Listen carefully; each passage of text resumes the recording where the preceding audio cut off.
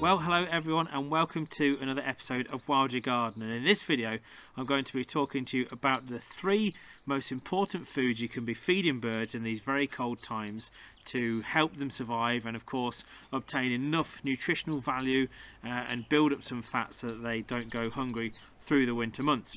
Now, my co-host today is Siri, my German Shepherd crossed with Malamute, and you may have seen him in previous videos, and he just loves the snow. From where he came from in Romania, he absolutely can't get enough of this stuff. He'd be out here all day if he could, and he probably will be, to be fair, and he would sleep out in it. He's got 2 coats, so he's the downside to which of course means that he molts a lot, so he can't have it all. Anyway, in this video I want to talk to you about the best ways you can help feed the birds at this time of year. And as you can hear behind me,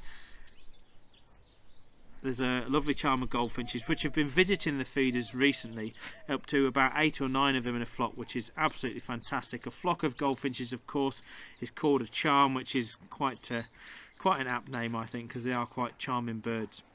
Anyway, let's get down to it, and I'm going to talk to you about the 3 main foods that you really need in your garden to feed the birds. Now, the first category, if we come to it, is effectively your seed. So there's so much confusion about what seed is best, what mixes are best, but I'm going to keep it really simple for you. In my honest opinion, one of the best things you can buy are these sunflower hearts. Now, as you can see there, they are actually sunflower seeds, but without the black husk or the shell on them. So greenfinches in particular like to remove this black husk, but of course they will eat the standard seed. It saves them the energy of trying to break the husk off. So sunflower hearts, and if you can get them in a feeder like this one here, I mean this is a standard 4-port feeder.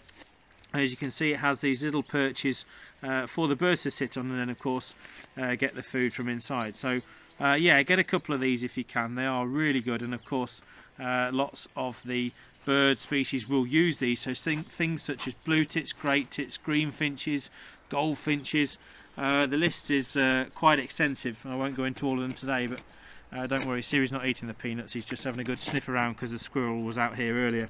And I've just brushed this table off because this morning when I came out there was about 3 to 4 inches of snow on the table itself. So obviously it would have been very hard for the regular visitors to find the table.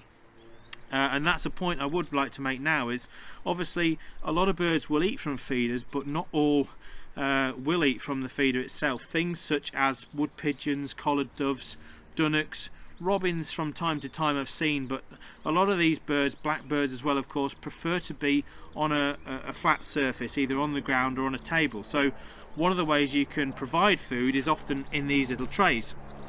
As you can see, I've brushed off a lot of the snow off this morning, but this is just a mix of peanuts and sunflower hearts for those birds that can't get on the feeders.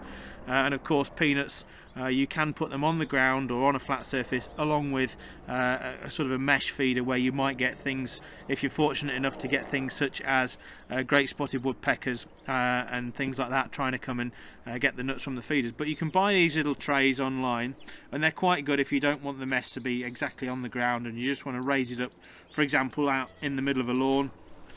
And of course, by having nuts like this out as well, you're likely to attract birds such as magpies and jays, which I get a jay visiting regularly, and they often count, or they often take in 13 peanuts, exactly 13. Quite why, I'm not sure, but obviously that's the limit, and then they'll either go off and stash them, or of course eat some of them. So peanuts, obviously, as I've just spoken about, sunflower hearts as well. You can also get Niger feeder. This isn't an essential one, but Niger seeds, sorry, and a little Niger feeder, which have these, if you can see, these sort of thin slots, because the seed is so fine. And it's a black seed, as you can see, but it's absolutely adored by goldfinches. Although I have noticed a bit of a shift, I must admit, in the last sort of 5 to 10 years of goldfinches actually moving back to sunflower hearts, and certainly that's where I get the full 4 or 5 goldfinches around the sunflower hearts nearly all the time. So Niger seed is another option, but I wouldn't worry too much if budget permits, of course. So sunflower hearts, peanuts, and the last category, if you like, is fat. Now I often use suet balls or suet fat, which is just absolutely brilliant for so many species. And for those, you will need one of these feeders. So as you can see, that is quite an open mesh feeder, and you can just literally slide the top off and put these fat balls, these are known as fat balls, which are suet balls, and straight in the top of them. And yeah, I can get 5 in there, which is quite nice, but it doesn't last very long when a starling or a flock of starlings turn up. I've known them go through one of these in a day before when they're really hungry. So, but starlings, this is probably the best way to attract starlings to your garden, is to put up some fat feeders. They absolutely go mad for it, and you often get a few fights breaking out at the feeders themselves, which can be quite entertaining to watch. But of course, if you haven't got a mesh feeder like this, another option for the suet is one of these, which is another good idea, I think, which is like a mesh feeder, and that's good because it's a bit smaller mesh, and it's good to try and stop the squirrels getting in. Obviously they still need to eat, and I don't want to deter them entirely, but they have plenty of food on this table of peanuts, as you can see. But these fat squares are a really good idea as well, and again, you just pop the top open and slide a fat square in, which are a great idea. And I just hang this in my big buddleia bush in the corner where I have a colony of house sparrows, which yeah, go through one of these pretty quickly. I've got 2 of these feeders up, and they do go through them pretty quick.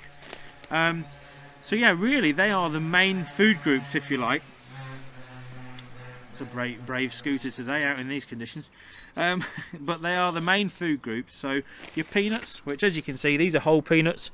You can get half peanuts, but I would say at this point it's very important to stop feeding peanuts and a lot of larger seeds in the spring, because they are, yeah, obviously there can be a problem for younger birds, for chicks especially. And the best way, of course, I know we're supplying all these not unnatural foods but unnatural sources of food to the birds at this time of year, but in the spring and of course through the summer, these birds have adapted, particularly the tit species and everything else, to eat caterpillars and feed caterpillars and insects to the young. So the best way you can do that, of course, is to plant trees and shrubs, native trees and shrubs that are going to attract these insects and caterpillars, that provide a natural food source for the birds.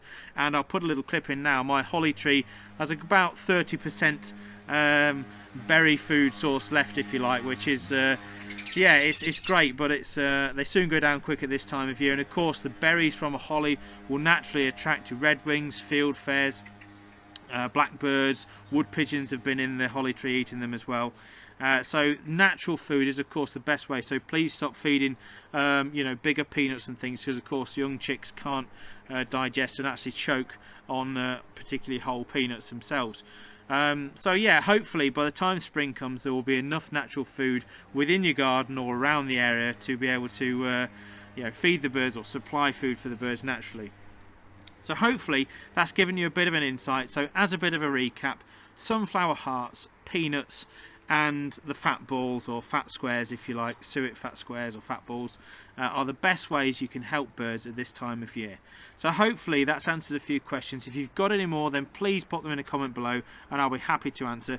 And of course, when you're looking at locating some of these feeders, the best thing you can do is put them tight in some cover or against some bushes or hedges, just so that these birds feel more comfortable feeding in an environment where they're less likely to be predated by things such as a sparrowhawk, which I do get regular visitors of here through the garden.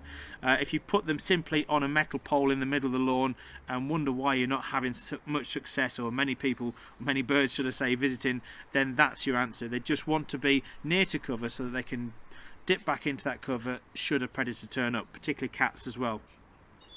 So hopefully that's given you a bit of advice as what to feed, how to feed, and where to feed and when to feed.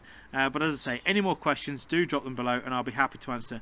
Thanks for watching the video. Feel free to subscribe and like the video if you've enjoyed it, and I'll be bringing you many more videos to come of all the ways you can help wildlife in your own gardens, no matter where you are around the world.